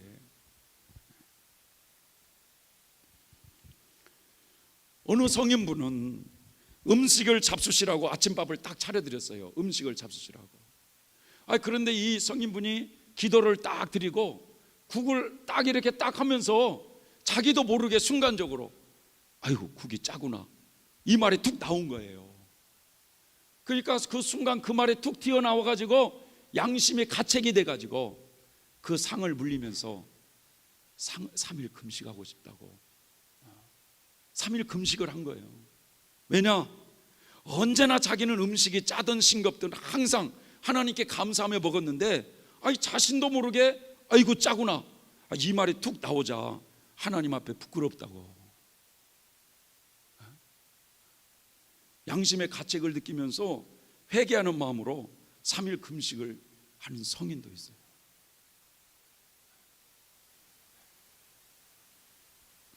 사람과의 관계에서 나타나는 이런 자아들도 있습니다. 이게 사람이 살면서 가장 힘든 게 뭐냐? 같이 사는 거예요. 같이 사는 거. 서로 성격이나 마음이 잘 통하는 사람이 같이 사는 건 괜찮아요. 그런데 성격도 다르고 까다로운 사람, 어떤 일을 하거나 아니면 공동체를 할 때 평생을 같이 그런 맞지 않는 사람들과 살아간다고 해보세요. 이게 보통 어려운 게 아니에요. 그러니까 이런 것을 수용하고 이해할 수 있는 부부 사이나 가족들도 자신을 순간순간 부인하지 않으면 그게 힘든 거거든요. 한 가족도. 어느 여자 목사님이 그런 얘기를 하세요. 시집가서 믿지 않는 남편에게 얼마나 예수 믿는 것 때문에 핍박을 많이 당했는지 모른다는 거예요. 이 남편이 얼마나 말이죠, 핍박이 심했는지 막 부인의 멀그랭이를 잡아가지고 막 세면벽에다가 부딪혀가지고 그 부인이 코에서 입에서 피가 나오기도 하고 막 그랬다는 거죠. 그런데 문제는 그 부인에게 막 그렇게 핍박도 하고 막 칼로 죽인다고 위협도 하고 그랬던 남편이 어느 날 뇌졸중으로 쓰러진 거예요. 자, 이럴 때 자아가 덜 깨진 사람의 행동은 어떻게 나올까요? 자아가 덜 깨진 사람, 하나님은 살아계시지, 너를 그만둘 일 있냐? 하면 가지고 그 남편에 대해서 이제 온갖 핍박을 이제 쏟아붓기 시작하면서 남편을 어디로 보내느냐? 요양원으로 가버리라고 보내버려요. 그런데 이 목사님은 말이죠, 자신이 그 남편을 뇌졸중으로 쓰러진 남편을 잘 보살피면서 남편에게 자기가 이렇게 고백했다는 거예요. 고마워요. 당신의 핍박이 있었기 때문에 내가 기도하게 되었고, 기도하다 보니까 하나님이 은사를 주셔서 내가 목사까지 됐는데 나를 사람 만들어 줘서 고마워요 하면서 그렇게 말씀을 했다고 그래요. 이 자아가 깨진 사람의 모습이거든요. 사무엘하 15장을 보면 이 압살롬이 반란을 일으켜 가지고 아버지를 죽이고 그 아버지의 왕의 자리를 앉으려고 하는 이 반란을 일으키는 내용이 나와요. 그런데 이 다윗이 그걸 깨닫고 이 예루살렘에 있는 신하들에게 빨리 이곳을 빠져나가지 않으면 우리가 다 죽게 생겼다 하면서 맨발로 말이죠, 그 예루살렘을 빠져나와요. 그러면서 그 다윗이 그 감난산 등성이를 맨발로 그 얼굴을 가려가면서 울면서 그 길을 올라갈 때 그 신하들도 같이 울면서 그 길을 따라가요. 그런데 문제는 그 길을 그렇게 가고 있는데 갑자기 사울의 친척 어떤 한 사람이 나타나가지고 막 입에 담지 못할 막 욕을 다윗에게 막 쏟아부으면서 막 흙먼지를 막 날리면서 이 살인자야, 이 불안당한 놈아, 응? 사울의 일족을 죽이고 나라를 빼앗은 놈아, 이제 야훼께서 이 너의 나라를 너의 아들이 손에 넘기는 것은 그것은 하나님께서 하시는 것이다 하면서 막 다윗을 막 온갖 욕을 하잖아요. 내가 지금 자식한테도 지금 쫓겨가지고 맨발로 지금 도망가는 신세인데 어떤 사람이 또 엎친 데 겹치고로 막 온갖 욕을 퍼붓으면 저 같으면 낯들고 찾아갈 수도 있어요.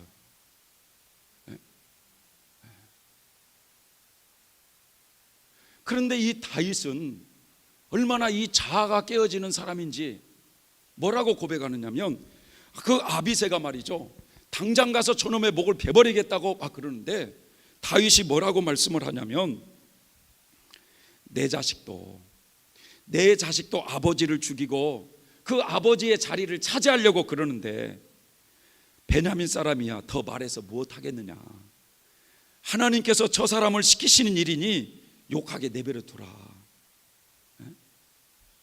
이 시므이가 다윗을 욕하고 저주할 때 다윗은 그걸 사람의 소리로 듣지 않고 하나님께서 저 사람의 입을 통해서 나에게 들으라고 지금 말씀하고 있다, 이렇게 받아들이더라는 거예요. 이것이 자아가 깨어진 사람의 특징이라는 겁니다.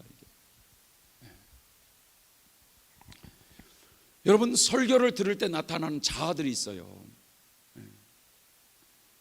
자, 성도들이 설교를 들을 때 참 어떤 설교는 참 좋다, 은혜롭다, 아이고 저 설교는 지겹다, 끝났으면 좋겠다 하면서 설교를, 좋은 설교를, 이 설교 저 설교를 하면서 이 교회 저 교회를 옮겨 다니는 모습도 보면은요, 우리의 자아들이 안 깨져서 그래요.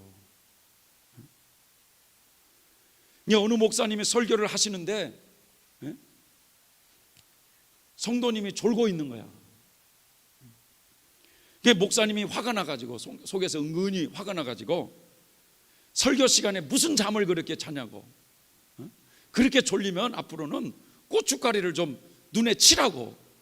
아니, 목사님이 그렇게 얘기를 하니까 그 성도님도 질세라, 목사네 나한테 고춧가루 칠하고 그러지 말고 설교에다 좀 양념 좀 쳐가지고 졸리지 않게 좀 설교 좀 하시라고, 졸려서 못 듣겠다고 이러니까, 목사님은 성도가 설교 시간에 존다고 성도 탓하고, 성도는 목사님이 양념을 안 쳐가지고 졸리게 한다고 탓하고, 다 남만 탓하는 것이요.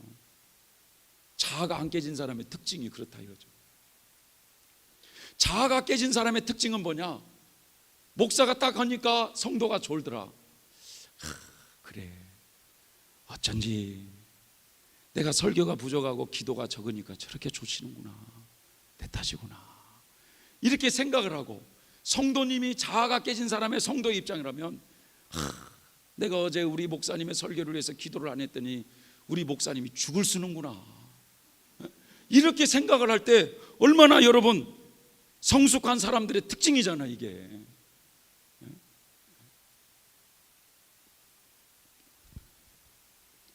자, 냄새를 맡을 때 나타나는 자아도 있어요. 냄새. 자, 싫어하는 냄새가 갑자기 막 코를 찌를 때 우리는 얼굴을 찡그리면서 이 냄새 하면서 말이죠, 그 코를 막기도 하잖아요. 그런데 갑자기 배는 엄청 고픈데 뭐 맛있는 냄새가 막 그렇게 막 나면은 콧구멍을 벌렁거려 가지고 무슨 냄새냐 하면서 막 이러잖아요. 이런 것들도 다 보면은 우리의 이 자아에 속한 거거든요. 이게 자아. 특별히 말이죠, 여럿이 모인 상태에서 목사님들이 막 방구를 뻥뻥뻥뻥 끼는 거,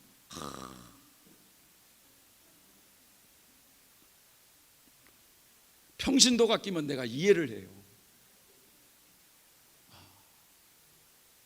그것도 사실은 덕이 부족한 거거든요.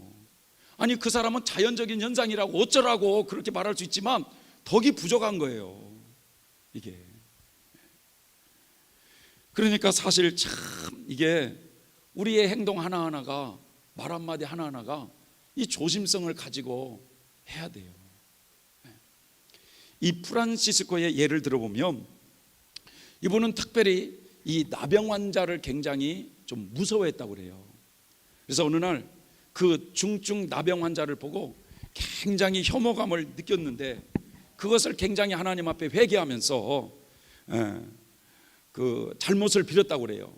자, 그런 사건이 지난 후에, 어느 정도 시간이 지난 후에 이 수도의 그 야고보 형제가 그 중증 환자의 나병 환자를 수도원으로 모시고 온 거야. 그러니까 이 프란시스코의 이 말에서 갑자기, 형제님, 이런 환자를 수도에 모시고 오면 어떻게 합니까? 이 말이 나온 거예요. 자기도 모르게. 아차, 그 말에 저 나병 환자가 상처를 받았겠다 싶어가지고 이 프란시스가 순간 회개를 하는데, 어떻게 회개하느냐, 그 나병 환자가 먹었던 그 컵, 거기다가 자기도 같이 물을 마시고, 나병 환자와 식탁에 같이 앉아서 음식을 먹게 했어요. 그 자기가 회개하는 마음으로.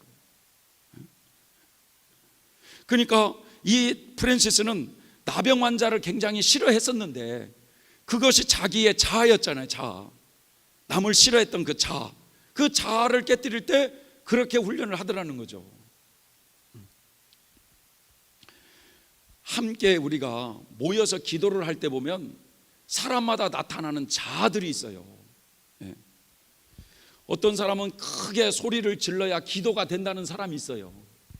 근데 어떤 사람은 하나님 기 안 먹었으니까 제발 좀 조용히 좀 하자고 하면서 조용히 기도하기를 원하는 이런 사람들이 있습니다. 아니, 옛날에 우리 교회도 몇 사람 안 되는데도 그렇게 기도를 할 때, 목사님, 나 내일부터 안 나와요. 왜 그러냐고 했더니, 아유, 더러서 같이 기도를 못 하겠다는 거예요. 뭔 기도를 갖다가 뭘 가래침을 그렇게 뱉냐고 하면서 더러워서 못 하겠다고 이제 이렇게 이 얘기를 하는 사람도 있는데, 우리가 말이죠, 어떤 사람은 기도를 할 때 캑캑을 하면서 가래침으로, 이게 회개로 그게 나오는 사람이 있어요. 그래가지고 기도를 해도 하여튼 화장지가 이렇게 쌓인 사람이 있어요. 뭘 그렇게 캑캑 하면서 그리로 나오는지 모르겠어. 그런 사람은 야, 그렇게 회개를 하나 보다 이렇게 생각하고, 어떤 사람은 조용히 기도하는 걸 좋아하는데 막 옆에서 막 주여주여 하면은 그때 그 순간에 누가 이걸 부인해야 되느냐? 내가 부인해야 되지, 저 사람이 부인해서는 안 되는 거거든. 내가 부인해야 돼요. 내가 자기를 부인해야 된다고. 내가.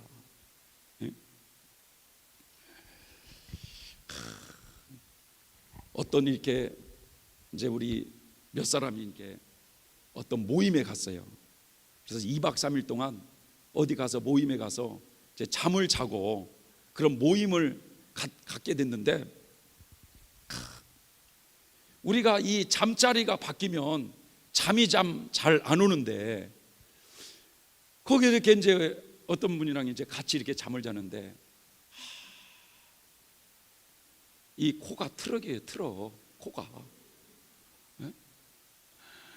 그래서 그 소리를 안 들으려고 귀를 이리 저가는데 또 이를 부두둑 가네. 막 그 일을 갈 때마다 막, 아이고.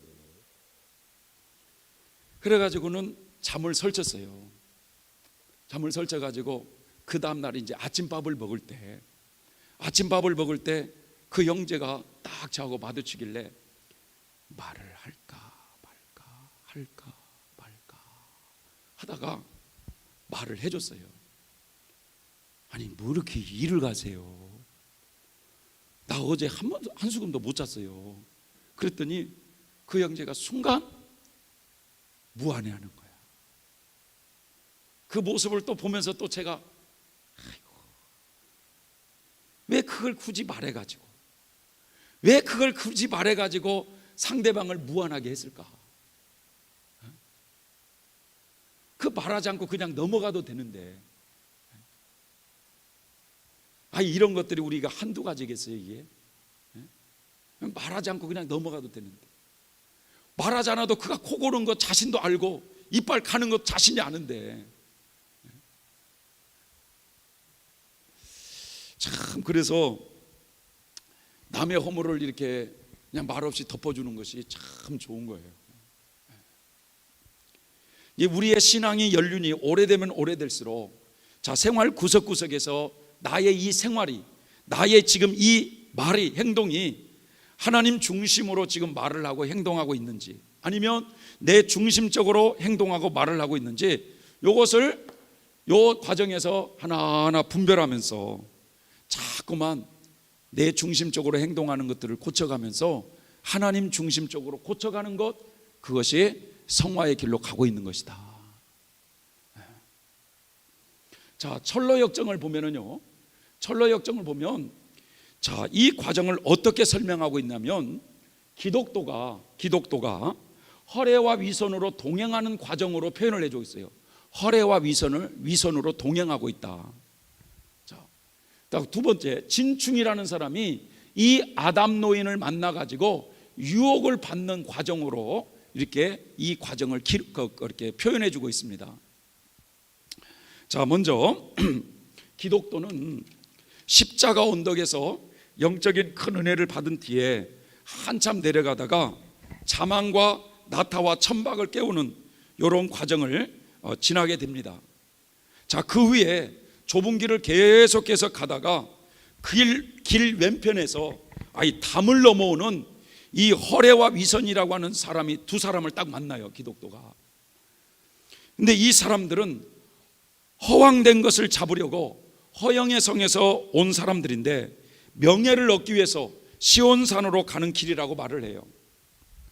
그래서 이 기독도는 이 허례와 위선이라고 하는 요 두 사람과 쭉 동행하면서 가다가 요 감난산 입구에서 헤어져요. 그래서 이 감난산 입구에서 이 기독도는 샘물을 마시고 이 감난산으로 뛰어들어가고, 이 허례와 위선은 한 사람은 위험로로, 한 사람은 멸망로로 이렇게 빠져갑니다. 또 진충이라고 하는 이 사람은 좁은 문을 통과한 후에 한참 쭉 가다가 이 아담 노인을 만나요. 그런데 이 아담 노인이 진충을 유혹하는데, 나와 함께 가면은 당신에게 재물을 풍성하게 주고 또 자신의 세 딸과 결혼을 시켜주겠다는 거야. 그런데 이 세 딸의 이름이 뭔가 봤더니 육신의 정욕, 안목의 정욕, 이생의 자랑이라고 하는 이 세 딸과 결혼을 시켜주겠다는 거야. 자, 이 아담 노인의 말에 솔깃해서 이 진충은 그 아담 노인의 유혹에 한참 끌려갑니다. 한참 끌려가다가 그 노인의 이마에 옛사람의 행위를 벗어버리라 라고 하는 이 글씨를 보게 되면서 이 진충의 마음에 뜨거운 마음이 일어나면서 다시는 저 노인의 말을 믿지 않고 저 노인을 따라가지 않겠다라고 하면서 결단할 때, 이 노인이 크게 분노하면서 진충을 붙잡는데, 그 노인을 뛰어보낼 때 마치 자기의 몸이 반쪽이 떨어져 나가는 것처럼 고통이 느끼더라는 거예요. 이래하여 진충은 아담 노인의 유혹을 뿌리치고 감난산으로 올라가게 됩니다. 자, 기독도가 허례와 위선을 만나서 그들과 함께 동행하게 된다는 이 부분과 진충이 아담 노인을 만나서 노인의 유혹에 끌려가는 이 모습은 우리에게 무엇을 의미하고 있는 것인가? 이것은 우리 이 과정, 자아가 깨어져가는 이 과정을 지나가는 성도들의 마음과 행실, 이 마음과 행실 속에는 허례와 위선이 계속 나타난다는 의미고, 생활 환경은 정욕적인 생활을 많이 즐길 수 있는 그런 유혹을 받는 곳이다라는 거예요. 자, 먼저 기독도가 허례와 위선을 만나 동행하는 과정에 대해서 설명하면, 자, 성도들은 이 좁은 문, 효시의 집, 이 십자가 언덕을 통과한 다음에 많은 일들이 형통하고 좋은 성과를 거두면서 많은 봉사를 하게 됩니다. 자, 이때 많은 사람들에게 인정과 존경과 사랑을 받게 되는데, 겸손한 마음을 가지고 이렇게 일을 하려고 하지만 문제는 무의식 중에 이 마음속에 말이죠, 은근히 이익을 추구하고자 하는 이 욕심이 서서히 자리를 잡아요. 인간이 겉으로는 불행한 사람들을 위해서 긍휼을 베풀고 큰 사랑을 실천하는 것 같으나 마음속에는 불순한 욕심이 지배를 한다는 거예요. 사람들의 눈에는 아주 선하고 착한 사람으로 보이지만 중심을 보시는 하나님께서는 그 순수하지 못한 것을 위선적인 사람으로 본다는 거죠. 위선적인 사람. 자, 목회자의 경우를 예를 들어 보면, 자, 이 정도 가면 막 몇십 년씩 목회를 해가지고 오랫동안 말씀을 증가하는 생활은 잘해요. 그러나 이제 삶 속에는 허례와 위선적인 면이 또 많이 있다는 거예요. 예를 들어서 큰 교회를 이루고 많은 사람들로부터 존경을 받으면 아주 훌륭한 목회자라고 보이잖아요. 그런데 겉으로는 사람들이 훌륭하다고 하지만 하나님의 밝은 빛 가운데 비춰보면 여전히 마음과 행실 가운데는 불순한 것들이 많이 있더라는 거예요. 여전히. 자, 계시록 2장과 3장을 보면 소아시아 7교회가 나오는데 예수님이 그 소아시아 7교회 목회자에게 책망하시는 내용을 자세히 보면은 뭘 책망하시는가?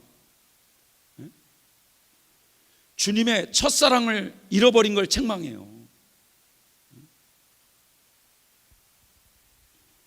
라오디게아 목회자 같은 경우에는 자신은 성공한 목회자라고 자처하고 있지만 주님께서는 너는 연단받은 믿음이 없다고 책망해요.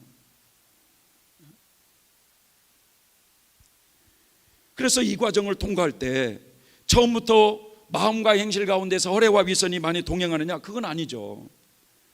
사람은 순수하게 하나님의 일을 해요. 그 사명에 말이죠, 순수하게 열심히 해요. 그런데 문제는 세월이 흐르다 보면은, 세월이 많이 이렇게 흐르다 보면 문제는 뭐냐? 세속의 때가 묻더라는 거죠. 순수성이 떨어지더라 이거야. 사람들에게 존경이나 높임을 받고 정욕적인 것들을 많이 받아 누리다 보면 자신도 모르게 영적으로 약해져 가지고 사람이 순수해지지 못합니다. 그래서 점점 허례와 위선으로 포장하기 시작하는 거예요. 사람이 허례와 위선으로. 마태복음 23장을 보면 예수님께서 제자들에게 뭐라고 말씀하냐면 바리새인과 서기관과 이런 사람들의 말은 들으라는 거예요. 그들의 말은. 그러나 그들의 행실은 본받지 말라. 그들은 말만 하고 행동하지 않는 사람이다. 그들은 사람에게 보이기 위해서 일을 한다. 그들은 잔치에 윗자리에 앉기를 좋아한다. 상석을 좋아한다. 선생이란 말을 듣기를 좋아한다. 지도자라는 말을 듣기를 좋아한다. 그러나 너희의 지도자는 오직 한 분, 그리스도밖에 없다. 그러니까 그들이 말하는 것은 아주 그냥 입이 번들어져 가지고 아주 좋은 말씀인데 그런 말은 너희들이 다 들어라. 그러나 그들의 행동은 본받지 말라는 거예요. 자, 그래서 이 과정에서 허례와 위선이 없을 수는 없지만, 중요한 것은 신앙의 순수성이 흐려져서는 안 된다는 거죠. 이 허례와 위선이 깊어지면 깊어질수록 점점 위험해 가지고 결국은 위험로와 멸망로로 빠져버리는 거예요. 그래서 여러분, 이 단계에서 많은 사람에게 높임을 받고 정욕적인 것들을 막 즐기다가 자신을 성찰하지 않고 영적으로 점점 육적인 어둠의 행실에 빠지게 되면 여러분, 하나님 앞에 버림을 받아서 이단 교주들이 나오는 거예요. 이단 교주들이. 그러니까 이단의 교주들이 여기까지 성장한 사람들이에요. 여기까지 높이. 그러니까 결국은 자신들이 자기를 성찰하지 않기 때문에 빠지는 거거든요. 자신을 통해서 막 능력이 나타나요. 귀신을 쫓는 능력, 사람을 살리는 능력, 여러 가지 이런 능력이 나타나요. 그런데 문제는 뭐냐? 이게 내 것으로 착각하는 거야. 이게 하나님이 그 은혜를 딱 걷어버리면 아무것도 아니거든요. 그러니까 우리는 가면 갈수록 천국 가는 그날까지 내가 죄인이라고 하는 인식을 뼈저리게 해야 돼요. 뼈저리게.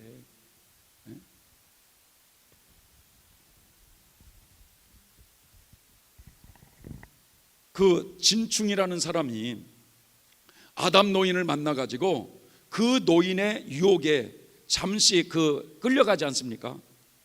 이 진충이 아담 노인의 유혹에 끌려가는 이 과정은 세상 정욕을 즐기는 삶, 이런 육적인 생활에 빠져들어간다 이거예요.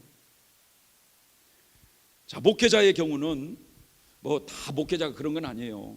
훌륭하신 목회자들이 많습니다. 근데 자, 수년의 목회를 하면서 교회가 이제 부흥도 되고 안정도 돼요.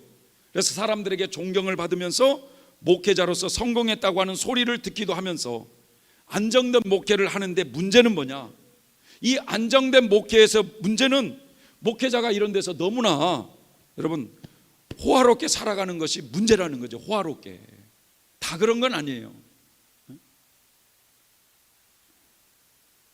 특별히 이런 과정에서 이 부흥사들이 위험한 거예요. 은사자들이 위험한 거예요. 어디 가서 부흥에 인도하면, 큰 교회 가서 부흥에 인도하면 뭐 2박 3일이니 3박 4일이니 부흥에 인도하면 여러분 5만 원이나 10만 원만 죽었어요?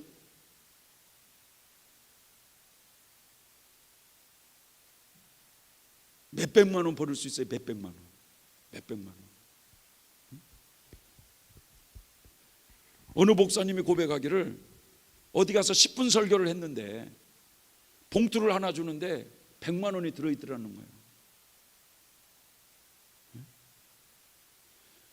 아니 세상에 어디 가서 10분 노동하고 100만 원을 버는 데가 어디가 있습니까? 그러니까 이 성직이 너무 좋은 거야.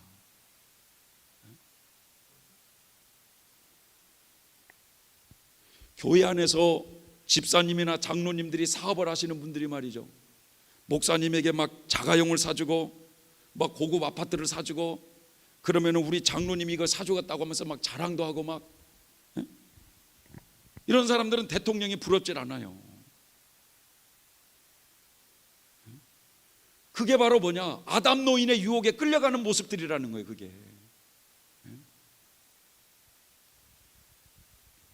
그러니까 이 단계에서 성직자라고 하는 분들이 너무 그렇게 호화롭게 막 그렇게 육적으로 사니까 막 그것이 알고 싶다 막 이런 데서 나오는 거지.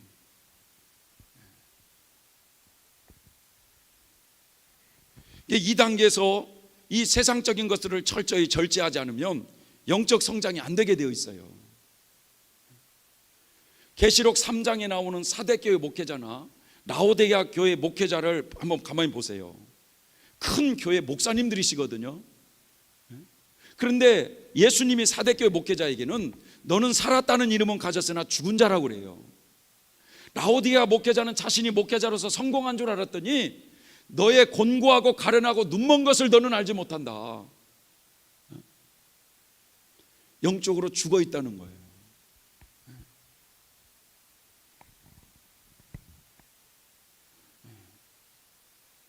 그러니까 뭐 큰 교회를 섬기는 자체가 잘못됐다는 이런 게 아니에요. 지금 큰 교회를 섬기면서도 정말 훌륭한 목사님들도 많이 있어요. 그런데 문제는 그런 사역 속에서 우리가 너무 세상적으로 대접받고 높임받고 호화로운 이런 육적 생활에 빠져 살고 있는 게 문제라는 거예요. 그래서 육적 생활이 풍요로우면 영적 생활이 되겠어요? 이게 성직자를 그리스도의 대리자라고 말해요. 그리스도의 대리자. 예수님을 대신해서 여기서 사역을 하는, 지상에서 사역을 하는 사람을 성직자라고 말을 한다는 거죠. 자, 성직자는 이 땅의 것을 늘 바라보며 살아가는 성도들을 일깨워서 하늘의 것을 바라보도록 이끌어주는 사람이잖아요. 그런데 오히려 성직자가 가진 것이 많고 이 땅의 것이 말하면 어떻게 하늘의 것을 자꾸 바라보라고 그렇게 말을 할 수가 있겠습니까?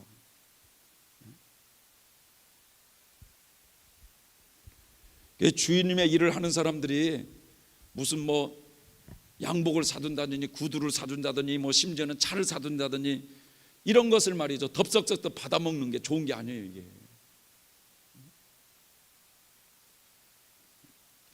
모압의 왕 발락이 이 발람 선지자를 초청할 때 왜 그 선지자가 끌려가겠어요? 하나님은 가기를 원치 않았는데 왜 그 선지자가 끌려가겠느냐? 더 높은 자리를 앉혀주겠다고 하니까, 더 재물을 풍성하게 주겠다고 하니까 거기에 그냥 끌려가는 거예요. 이런 것들이 바로 뭐냐? 아담 노인의 유혹에 끌려가는 모습들이라는 거죠. 갈라디아서 5장 24절에 보면 그리스도 예수의 사람들은 육체와 함께 그 정과 육을 십자가에 못 박았다고 선언했어요. 자아가 깨어져가는 이 과정에서 사실 어떤 사역을 하느냐, 어떤 사역을 하느냐에 따라서 사실 이 과정이 그냥 안진뱅이로 있는 경우가 있고 영적으로 더 성화의 길을 가는 이런 사역도 있다는 거죠. 대체적으로 환경이 평탄한 속에서 사역을 하는 분들이라면 영적인 성장이 참 어렵습니다. 어려워요.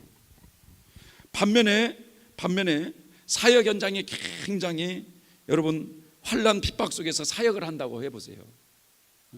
고난 속에서 사역을 한다고 해보세요.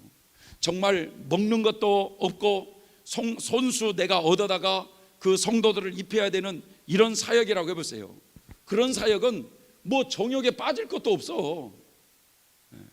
그러니까 오히려 영적으로 더 빠르게 성장할 수가 있는 것이죠. 그래서 특별히 이 세 번째 연단 과정으로 이제 들어가려면, 이 세 번째 연단 과정으로 들어가려면 여기에서 누리는 이런 허례와 위선적인 것들, 세상적으로 즐기는 이런 정욕적인 것들을 십자가에 못 박지 않으면 이게 하나님이 들여 보내지를 않는다는 거예요. 예. 그런데 이 단계에서 주님의 이름으로 선지자 노릇하고 주님의 이름으로 능력도 행하고 주님의 이름으로 귀신도 쫓아냈는데 주님은 나는 너를 모른다, 이 불법을 행하는 자들아 떠나가라, 이런 말을 왜 할까요, 여러분? 그 현신의 그 권사님이 그 간증에 그런 내용 나오잖아요. 이분은 신유의 사역자로 아주 유명하신 분이시죠. 많은 사람이 그분을 통해서 병고침을 받고 예수님을 영접했어요. 자기는 큰 사역을 해서 하나님 앞에 딱 갔을 때 아주 큰 상을 받을 줄 알고 기대를 했는데 막상 주님 앞에 섰을 때 주님이 나는 너를 모른다고 외면했을 때 이 권사님이 너무 놀랬다는 거예요. 아니, 주님이 저를 모르십니까? 저 현신애를 모르십니까? 나는 모른다는 거야. 왜 그랬느냐? 주님이 그 신유의 은사를 주셨는데 그 은사를 가지고 하나님의 일을 한 게 아니라 자기의 일을 했다는 거예요. 그 사람들 병 고쳐주고 많은 사람들이 헌금하니까 그 돈을 부동산 사놓고 자식들 외국 보내고 이렇게 쓴 거예요, 이게. 그러니까 이런 데서 정말 신실한 사람이라면 아주 기본적인 것은 자기가 쓰되 기초적인 생활에 필요한 것들은 최소한을 쓰되 거기서 막 주님이 주신 거라고 정욕적으로 누리는 이런 게 문제라는 거예요.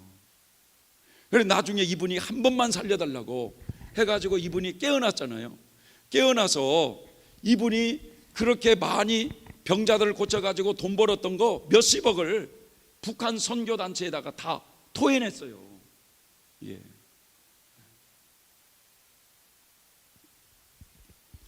허례와 위선에 깊이 빠졌다가 이 자신의 죄를 크게 뉘우치면서 오직 주님만을 바라보면서 이 세 번째 연단 과정에 들어간 이런 사람의 예가 있어요. 그분이 누구냐? 자, 이 과정에서 살레시오라고 하는 분이 있어요. 살레시오. 이 분이 이 과정에서 직분이 뭐였느냐? 주교님이었습니다. 주교님.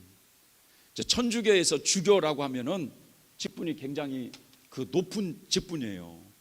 신부님 다음에 뭐 주교님, 주교님 다음에 추기경, 추기경 다음에 교황, 뭐 이런 식으로 돼 있잖아요. 이게 주교님이셔. 그런데 이분이 말이죠, 주교로서 사역을 하고 있을 때 어떤 일이 있었느냐면, 어느 날 절세 미인의 미망인이 그분에게 상담을 하러 온 거예요. 그래가지고 이 여인이 아주 미인이었대요. 그런데 이 주교님이 친절하게 상담을 해주니까 이 미망인이 자주 주교님을 찾아와서 대화를 한 거예요. 그러다 보니까 남편은 얼마 전에 죽고, 남편이었는 여인이 보통 얼굴이 잘생긴 게 아니에요. 신앙도 보통 사람들보다 훨씬 좋은 분이셔요. 나중에 이 주교님이 그 여인에게 마음이 빼앗기게 됐어요. 주교님이 남녀간의 애정에 빠지게 된 거예요. 그 여자도 역시 주교님이 높은 권세를 가지고 있는 분이 자기를 사랑해주고 좋아하니까 이 주교님에게 잘 보이려고 마음을 많이 신경을 쓴 거죠. 이게 점점 사이가 깊어질 때 주교님이 그 여자에게 그렇게 말씀을 하더라는 거예요. 자매님, 하나님께서 자매님을 참 사랑하십니다. 왜냐하면 내 마음속에 자매님을 사랑하는 마음을, 이렇게 이 사랑하는 마음이 일어나니 이게 하나님이 주시는 마음이 아니고 뭐겠습니까? 이렇게 포장을 하잖아요. 허례와 위선이 이렇게 포장한다는 거예요. 하나님을 앞세워가지고 자기 속에 들어와는 남녀간의 애정을 가진데 하나님을 앞세워가지고 이렇게 얘기를 해요. 이게 남녀간 애정이 깊어지다가 어느 날 주교님이 먼 곳으로 출장을 갔어요. 그런데 출장을 가서 일을 빨리 처리하고 곧 올 줄 알았는데 막상 가보니까 이 할 일이 많이 있는 거예요. 그러다가 이제 못 오니까 이 주교님이 그분하고 편지로 왕래하면서 빨리 가고 싶다는 거예요. 왜 가고 싶어요? 보고 싶으니까 빨리 가고 싶다고 그러지. 그런데 그러면서 또 이 여인도 주교님 언제 오시나요? 언제 오시나요? 하면서 그렇게 편지로 왕래하면서 점점 이 남녀간 애정이 깊어져 가는데, 주교님이 말이죠, 자기가 영적으로 병이 들었다는 것을 깨닫게 돼요. 내가 저 여자를 알고 난 뒤부터 왜 이렇게 내 속에서 음란한 마음이 일어날까? 이 고민하다가 어느 날 주교님이 몰래 돌아왔어요. 돌아왔는데 그 주교라고 하는 직분을 포기하고 그 여자에게 알리지도 않고 그 여자도 포기하고 보따리 하나를 들고 산속으로 들어가 버렸어.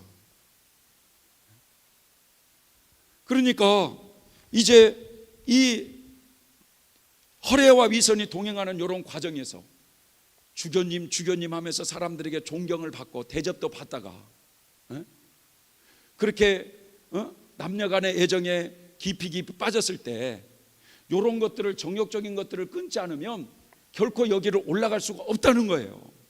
그래서 이분이 주교라는 직분을 포기하고 자기의 마음을 사로잡은 여인을 포기하고 산속으로 몰래 들어가서 그 산속에서 수도 생활을 하면서, 산속에 들어가니 뭐 잠자는 것이 편하겠습니까? 먹는 것이 편하겠습니까? 그런 과정을 지나서 이분이 성인이 되신 분이 있어요. 성인이. 자, 그러니까 이 단계에서 중요한 것은 뭐냐? 정과 욕을 십자가에 못 박는 이런 생활이 굉장히 중요한 것이다. 그래서 이 교회 시대 이기신 분들, 이 성화된 성도들의 특징을 보면은 삶 속에 말이죠, 식욕이라든지 이런 남녀간의 애정을 절제하는 생활이라든지 물질 면에 있어서도 아주 검소하고 청빈하게 살았다는 거예요. 청빈하게. 이런 사람들은 사례비를 받아도요 집으로 가지고 가는 일이 없어요. 중간에 가난한 사람에게 다 나눠주는 거예요.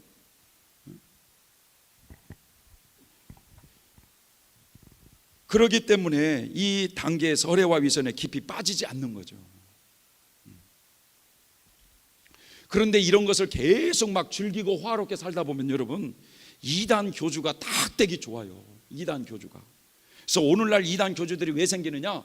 너무 부유하니까 그런 거예요. 그냥 그런 데는 그냥 다 바치잖아요. 막 집도 바치고. 청빈하게 살아가는 이단 교주 봤어요? 순결하게 살아가는 이단 교주 봤어요? 이 자아가 깨어지는 이 과정에서 주님의 이름으로 선지자 노릇하고 주님의 이름으로 능력 대응하고 정욕적으로 계속해서 즐기다가 마귀에게 사로잡혀서 결국 이단 교주들이 되는 이런 사람들이 나오는 거예요. 자, 마지막으로 이 8단 진복에서는 뭐라고 말씀하고 있느냐? 긍휼히 여기는 자는 복이 있나니 저희가 긍휼히 여김을 받을 것이며 라고 그랬어요. 자, 이 자아가 깨어져가는 이 과정에서 하나님의 사역을 많이 하면서 남에게 긍휼을 많이 베푸는 이런 과정이라는 거예요. 그런데 남에게 긍휼을 베풀면 자기도 긍휼함을 여김을 받는다는 거예요. 남을 대접하면 자기도 하나님이 대접을 받게 되는 이런 단계예요. 이 단계가. 근데 문제는 뭐냐? 남에게 긍휼을 베풀고 남을 대접할 때, 남을 섬길 때 순수하게 해야 되는 거예요. 어떤 보상을 바라지 않고. 그래야 하나님 나라에 상이 있고 바로 하나님 보시기에 신실한 종이 될 수가 있다라는 것이죠.